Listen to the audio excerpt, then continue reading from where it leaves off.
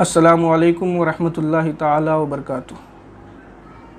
एक सवाल ये आया है कि शब बारात से पहले कुछ लोग मैसेज के ज़रिए लोगों को व्हाट्सअप कर देते हैं जिसमें वो लोगों से माफ़ी मांगते हैं, तो क्या इस तरह माफ़ी मांग लेने से हुकूक अदा हो जाएंगे या नहीं।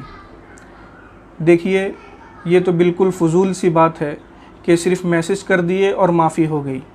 ऐसा बिल्कुल नहीं होगा, ये बिल्कुल गलत है। देखिए, हुकूक दो तरह के होते हैं। एक हक़ होता है अल्लाह तबारक व तआला का और एक हक़ होता है बंदों का। इन हुकूक से बरी ज़िम्मा होने के लिए कुछ शराइत हैं। अल्लाह तबारक व तआला के हुकूक से बरी ज़िम्मा होने के लिए उसकी बारगाह में तौबा करनी पड़ेगी और उस तौबा करने के लिए 3 शर्तें हैं। अगर एक भी शर्त नहीं पाई गई, तौबा सही नहीं होगी। नंबर 1 ये कि पहले तो वो उस गुनाह से रुक जाए। नंबर 2 ये कि अपने उस गुनाह पर शर्मिंदा हो। और नंबर 3 ये कि दोबारा वो गुनाह करने का इरादा ना रखे। अगर इन तीनों शर्तों में से एक भी शर्त नहीं पाई जाएगी तो वो तौबा कबूल नहीं होगी, वो तौबा सही नहीं होगी। और बंदों के हुकूक में कुल 4 शर्तें हैं। 3 शर्त तो यही कि वो उस बुरे काम से रुक जाए, उस पर शर्मिंदा हो और आइंदा करने का इरादा ना हो।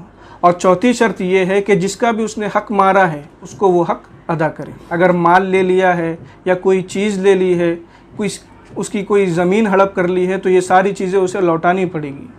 और अगर कोई दूसरी चीज़ है, जैसे उसने किसी की चुगली की है, गीबत की है, तो उससे उसे माफ़ी मांगनी पड़ेगी। और जब तक वो माफ़ ना करे, उस हक़ से वो बरी ज़िम्मा नहीं होगा। अगरचे अल्लाह तबारक व तआला इस बात पर कादिर है कि बंदों के हुकूक भी वो माफ़ कर सकता है, लेकिन अल्लाह तबारक व तआला की आदत करीमा है कि वो अपने बंदों के हुकूक बंदों के सुपुर्द कर दिया है। यानी क़यामत में कोई ये ना कह सके कि मेरा मुद्दा अदा ना हुआ, मुझ पर जुल्म किया गया।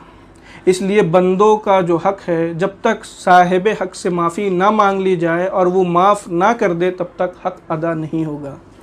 अब रहा ये सवाल कि अगर किसी ने दुनिया में हक़ अदा नहीं किया है तो क़यामत में उसका हक़ कैसे अदा किया जाएगा।